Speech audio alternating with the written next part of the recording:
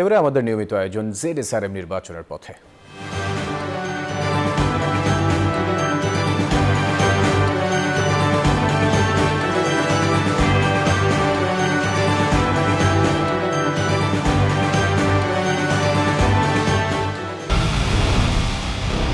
পুরো দেশের মুখে হাসি ফোটাতে নিজেকে হতে হয় স্ট্রং, আর মনোবল হতে হয় স্পাট দৃঢ়। জেডএসআরএম 25 বছরের পথ চলায় নিরাপদে রাখার প্রত্যয়ে। আসন্ন গণভোট ও নির্বাচন সামনে রেখে পোস্টাল ভোট বিডি অ্যাপের মাধ্যমে ভোটদান কার্যক্রম বিষয়ে রাজনৈতিক দলের সঙ্গে বৈঠকে বসছে নির্বাচন কমিশন। এ বিষয়ে বিস্তারিত জানাতে আমাদের সঙ্গে যুক্ত হচ্ছেন সহকর্মী নামিরা আহমেদ। নামিরা, রাজনৈতিক দলগুলোর সঙ্গে ইসির বৈঠক এবং প্রার্থিতা প্রত্যাহারের বিষয়ে কি তথ্য আছে আপনার কাছে?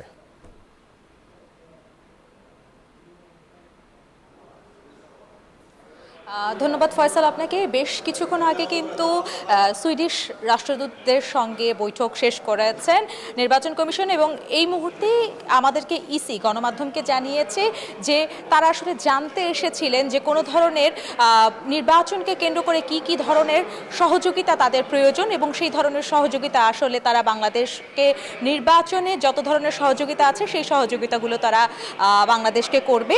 এই কথাটি বেশ কিছুক্ষণ আগে ইসি আমাদেরকে জানিয়েছে। এবং এছাড়াও আরেকটি বিষয় যে বিএনপি সহ অন্যান্য রাজনৈতিক দলের সঙ্গে সিএসির বৈঠক রয়েছে। এই ছিল নির্বাচন ভবন থেকে সর্বশেষ তথ্য।